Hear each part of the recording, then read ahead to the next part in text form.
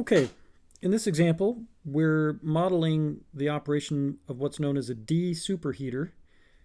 The way a D-superheater works is you have some incoming stream, shown at location 2 here, that's superheated vapor. And then the goal is at state 3, you want to drop the amount of energy in the vapor down so that it can be close to a saturated vapor, for example. So really you're trying to remove some of the energy, or basically decrease the temperature from the incoming stream that's a superheated vapor, and you just want to decrease the temperature and in this particular case get it to a saturated vapor at state 3. And the way you do that is you bring in the same kind of fluid. In this particular design of a D superheater, you bring in the same kind of fluid here. In this case, it's a liquid water stream, so it's a compressed liquid, and then it's aerosolized and sprayed into the superheated vapor stream, so it's the same fluid. And what happens is the energy from the superheated vapor goes into evaporating the liquid water, and so some of the energy is removed from that superheated vapor stream, so it cools the temperature there so that when it goes out, it has less energy.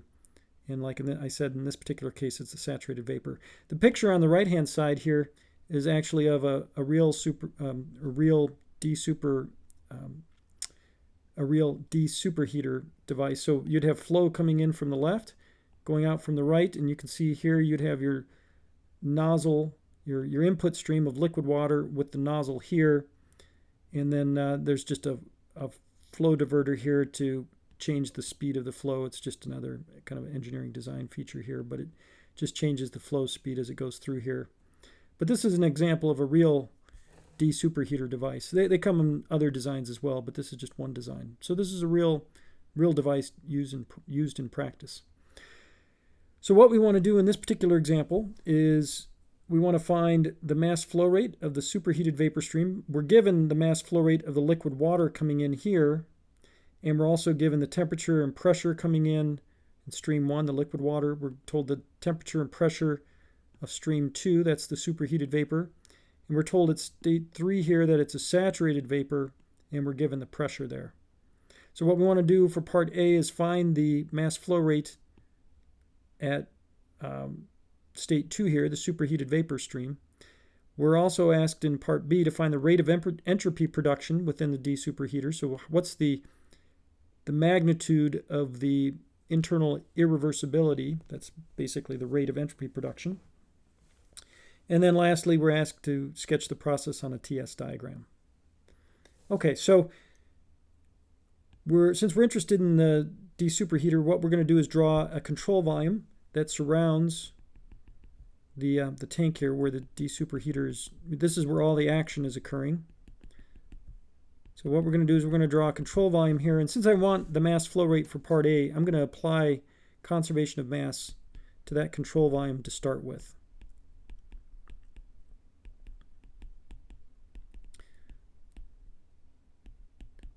So here's our conservation of mass statement.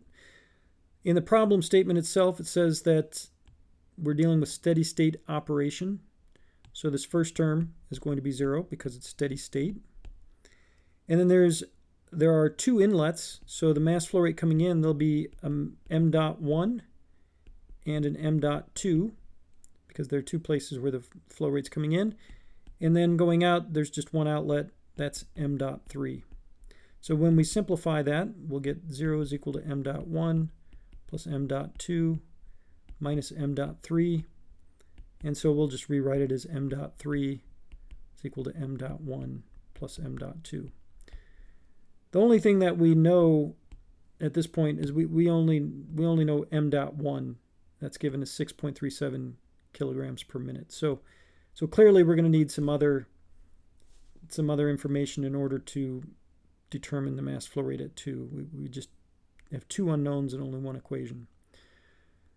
So the other thing that we'll try here then, the other thing that involves mass flow rate is we'll try the first law applied to the same control volume. The first law involves mass flow rates.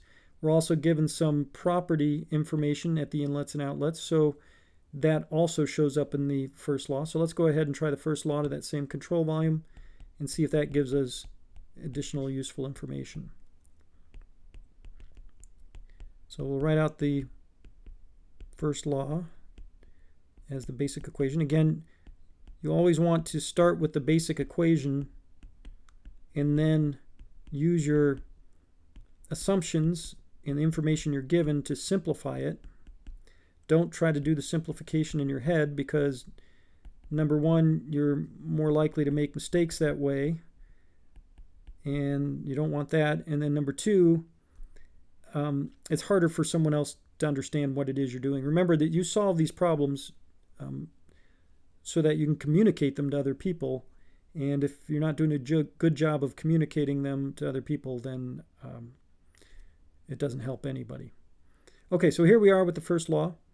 The first term is going to be 0, again, because it's steady state operation.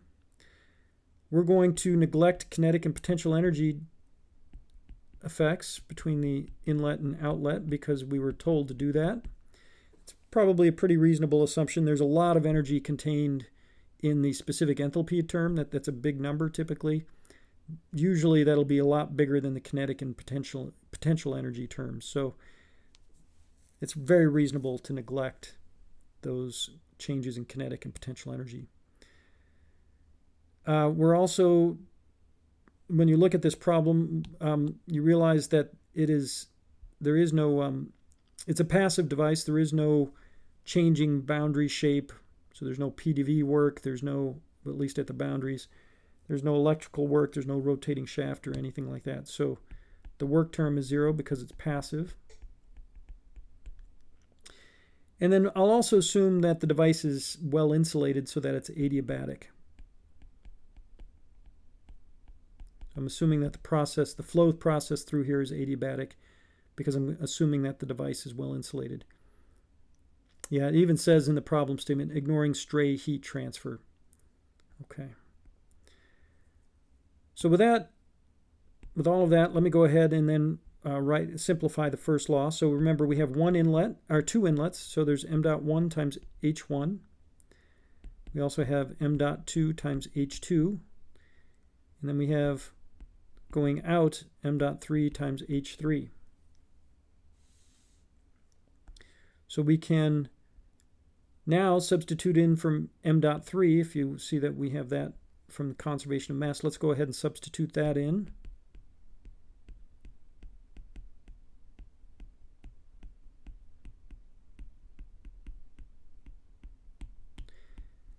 And then we can rearrange this to solve for m dot 2.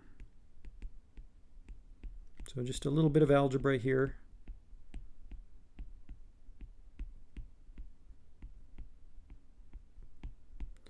We can group some like terms and do a little bit of rearranging. So just bear with me as we work through all the steps.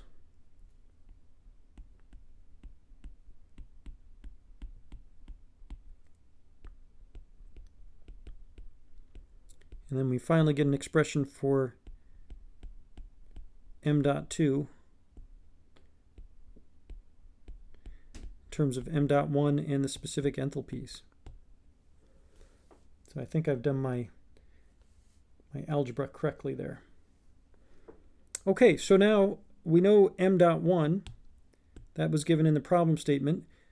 We weren't given any of the specific enthalpies, but we're given enough information to find them because we know the temperature and pressure at state 1, we know the temperature and pressure at state 2, and we know that we're dealing with a saturated vapor and the pressure at state 3. So we can use the property tables for, this is water, so we can use the property tables for water to find those values. So I'm not going to go through all the details on that. I'll just kind of give you the final results here. So from property tables,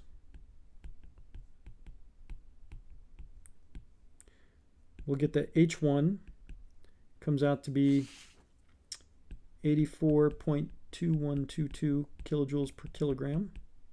I should say something about H1. At state 1, it's actually liquid water. So we're going to use the compressed liquid approximation for specific enthalpy to determine it there. So just refer back to your equation sheet for how to find the specific enthalpy for a compressed liquid. And that's what I did to get that specific enthalpy here. All right, so we have the specific enthalpy at state 1.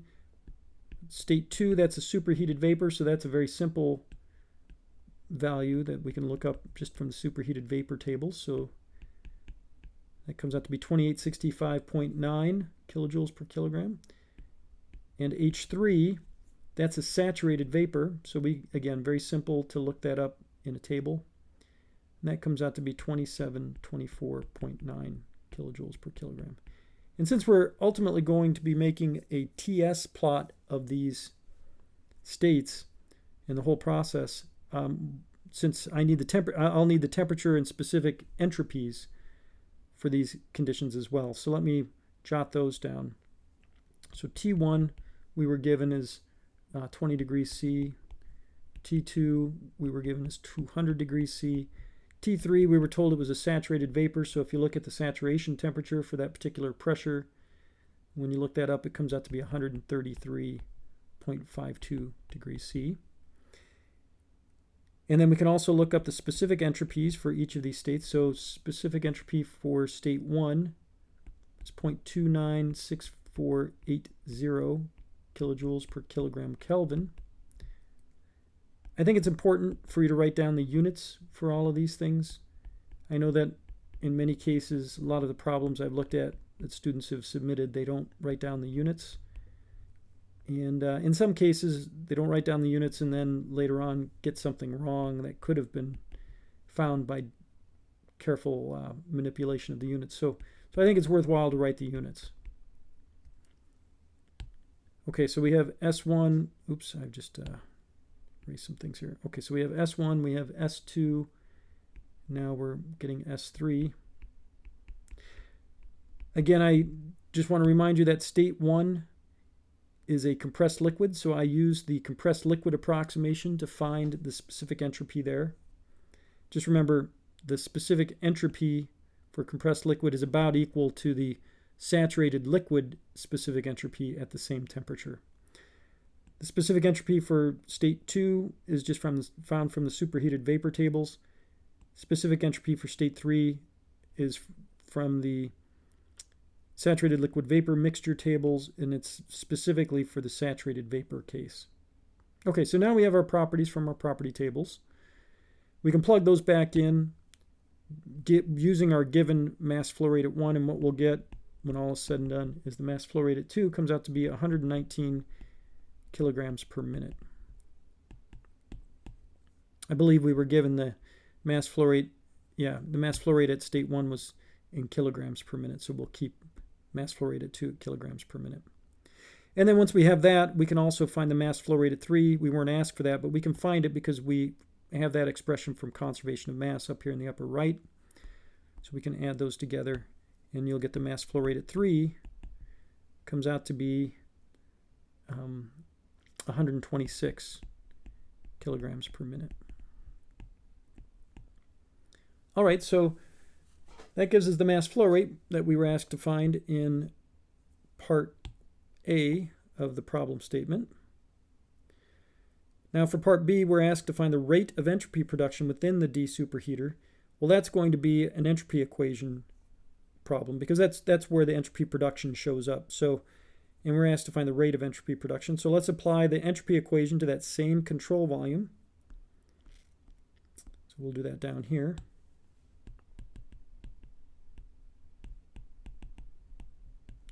And we want the rate form of the entropy equation.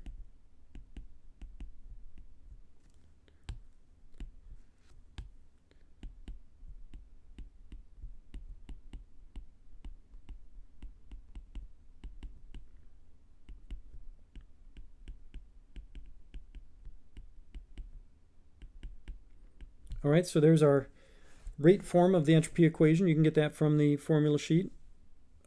By the time the third exam comes around, hopefully you'll have that memorized, meaning that you've done enough problems that that you don't have to refer to the equation sheet. Let's go ahead and simplify this. ds dt is going to be 0 because it's steady state. The inlets, we have mass flow rate at 1 times the specific entropy that it's bringing in with it. We have the mass flow rate at 2 times its specific entropy. And then we have leaving as a saturated vapor, we have m dot 3 times its specific entropy, S3. And recall, we've already solved for m dot 1, m dot 2, and m dot 3, and we looked up the properties for S1, S2, and S3. So we have all that information. The heat transfer term is 0 because it's adiabatic. We assume that. That was given in the problem statement, actually. And then the sigma dot term, this is what we're trying to find. So I'll put a question mark there. We're gonna rearrange to solve for that. So we'll have sigma dot equals m dot 1 S1 plus m dot 2 S2 minus m dot 3 S3. And actually, I just realized I need to throw a negative sign. Let me rewrite that because I need to change the sign. So it'd be m dot 3 S3 minus m dot 1 S1 minus m dot 2 S2. All right, so that's how we would find the rate of entropy production inside the control volume. And if you plug in the numbers for that, it comes out to be 0.0718 kilowatts per Kelvin when you work out the units. Just to show you the units, the mass flow rate would be like kilograms per minute. The specific entropy will be kilojoules per kilogram Kelvin. And then to get it per second, I'll do a unit conversion here where 1 minute is 60 seconds. Right? And so then you'll see that the minutes cancel out, the kilograms cancel out, and then what you'll be left with is kilojoules per second. I'll group those together, 1 over Kelvin. Well, kilojoules per second is a kilowatt, so this will be kilowatt over kelvins. So that's how I ended up with the kilowatts per Kelvin here. All right, so we have that part of the problem done. And then the very last part of the problem is to draw a TS diagram of this process. So let's sketch that out. TS diagram, we're dealing with water that's changing phase, so I'll have my vapor dome that I'll sketch out in here. If you go back and look at the problem statement, you'll see that, that the liquid water's at 0.3 megapascals, superheated vapor is at the same pressure, and the saturated vapor is at the same pressure. So at all states 1 through 3, we're at the same pressure. So we're on the same isobar for this situation. So I'll draw an isobar here. This is our 0.3 megapascals, which comes out to be 3 bar. So this is our 3 bar isobar. State 1 was a compressed liquid down here. So this would be our T1 and our S1. State 1. State 2 was the superheated vapor, so I'll draw that up here. So this is our T2 and our S2. And then finally, T3 was a saturated vapor, so that puts us right here. And then there's our S3 and our T3. And so our process paths, let me sketch those in here. So from 1 to 3, we go this way, and 2 to 3 goes that way. So that would be a sketch of our process in TS plot. All right, that concludes this example. And I'll go ahead and make a video for the next example.